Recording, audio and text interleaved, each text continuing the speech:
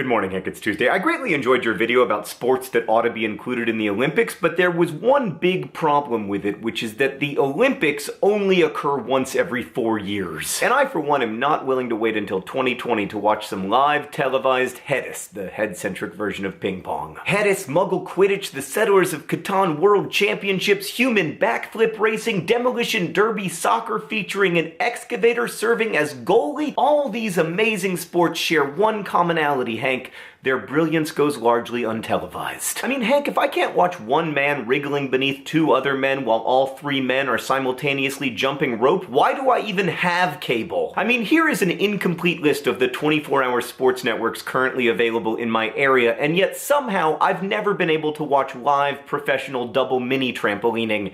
And that's just a travesty. So in the 2004 movie Dodgeball, the Dodgeball World Championships are broadcast on a fictional sports network called ESPN 8, the Ocho. In real life, of course, the Dodgeball World Championships are not televised at all, and there is no ESPN 8, although for the record, ESPN does own 8 cable networks. But there is a subreddit called the Ocho where you can find highlights of lesser-known sports from remote-controlled truck racing to tug-of-oars, a sport that, despite being born from a pun, is incredibly entertaining. Let me admit that the Ocho would be a wildly popular cable network / streaming service. It could be your TV home for everything from well-established niche sports like the ones in the Olympics to, you know, competitive log rolling, which requires amazing balance, or foot billiards, which yes exists and yes is awesome. I just want to highlight 3 more sports that I think would be awesome viewing on the Ocho. First, far leaping, which is a very popular sport in the Dutch province of Friesland. Far leaping is essentially an exaggerated pole vault over a moat, and it is terrifying and beautiful, and I love it. Why is there no television program called Far Leaping Weekly? Then there's cup stacking, an exciting sport that's also very fast-paced, like while I've been talking about it, you watch someone set the world record. We should be talking about the stars of cup stacking every night on SportsCenter. And lastly, ultimate frisbee. It's the best part of football plus the best parts of basketball, and it happens to be the sport that I played in high school to get out of my physical education requirement. But I'm not gonna lie, I mostly want ultimate frisbee to receive more attention because dogs are pretty good at it. Which makes it the sport most likely to inspire the new Air Bud sequel our dark and broken world so desperately needs. Hank, with our superabundance of sports media, you'd think there would be room for more than 4 or 5 sports, but there isn't, at least not in the US. And that bothers me because sports with a cult following are loved deeply, even when they aren't loved broadly, like anything with a cult following. The internet has been pretty good at building homes for communities like that, from primitive technology YouTube channels to bands that sing about Harry Potter. But for reasons I don't really understand, that hasn't happened with sports yet. If it ever does, by the way, I suspect it will be known not as ESPN 8 the Ocho, but instead as YouTube Sports. I can't help but hope that maybe someday I'll find my true calling as the color commentator at the Far Leaping World Championships. Hank,